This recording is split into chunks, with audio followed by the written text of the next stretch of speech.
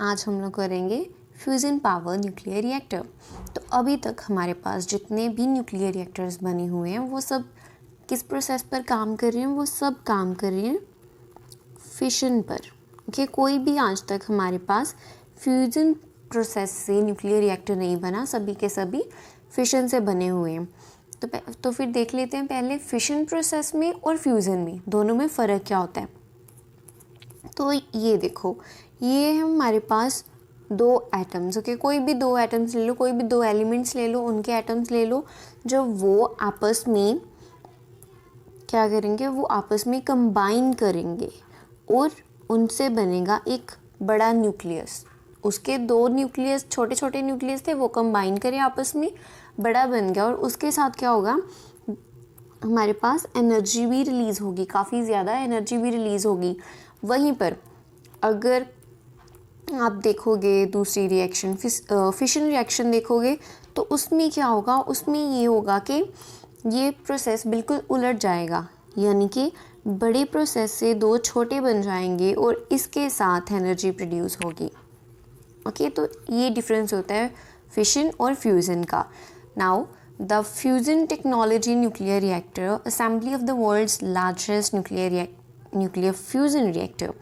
तो अभी तक बना नहीं है लेकिन बनाया जा रहा है।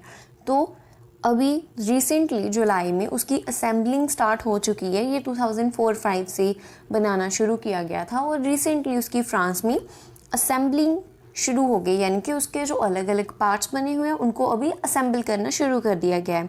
और इस प्रोजेक्ट को बोला जाता है the international thermonuclear experimental reactor.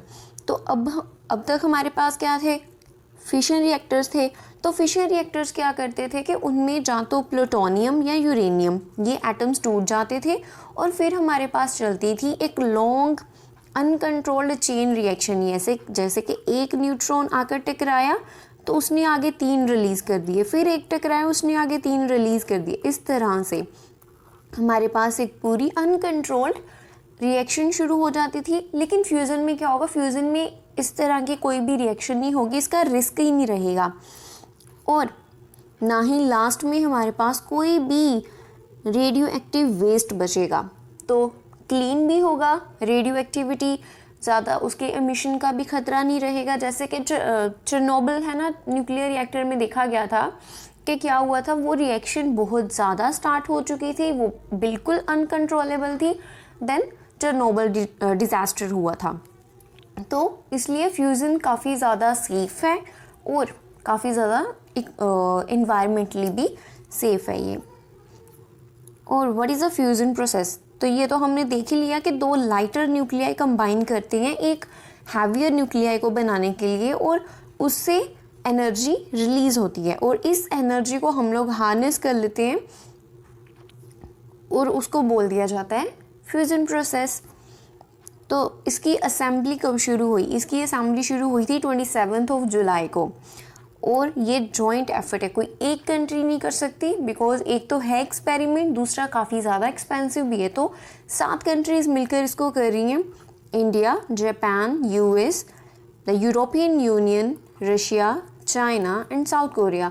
ये 7 कंट्रीज़ मिलकर के, और यूरोपियन यूनियन में 28 कंट्रीज़ आ जाती हैं, लेकिन अभी ब्रिटेन वो एग्जिट कर चुका है तो 27 रह चुकी हैं, लेकिन अभी तक कुछ फाइनल नहीं हुआ इनका।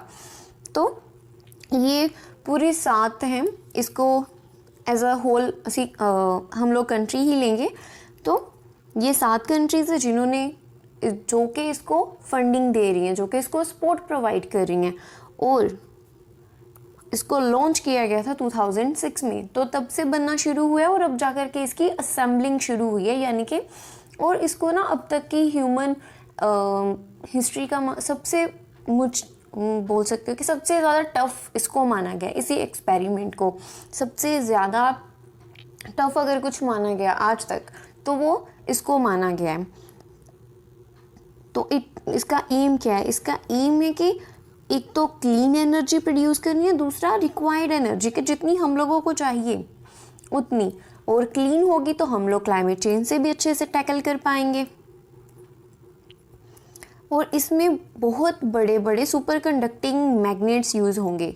इनकी वजह से इसकी असेंबली इतनी लेट शुरू हुई है। और जो इसमें एक 30 डायामीटर का क्रायोस्टैट बनाया गया है, वो किसने बनाया है? वो इंडिया की तरफ से मैन्युफैक्चर किया गया हुआ है, जो कि इस तरह की एक स्ट्रक्चर है और पूरे के पूरे न्यूक्लियर रिएक्टर को वो सराउंड कर लेगी और उसमें एक काफ़ी ज़्यादा कम टेम्परेचर को मेंटेन करेगी। क्योंकि अगर टेम्परेचर बढ़ जाएगा तो टेम्परेचर बढ़ने से क्या होता है, हम सब लोग जानते हैं कि हमारे पास केमिकल रिएक्शंस की रेट ऑफ जो रिएक्शन होता है हमारे पास वो भी बढ़ जाता है, यानी कि वो रिएक्शन स्पीड अप हो जाती है। तो इसलिए उसका टेम्परेचर कम रखना भी बहुत ज़्यादा ज़रूरी है और इसको अब तक का सबसे ज़्यादा एडवांस और प्रैक्टिकल प्रोजेक्ट माना गया है। So thank you for watching the video, like and share the video and subscribe to the science classes.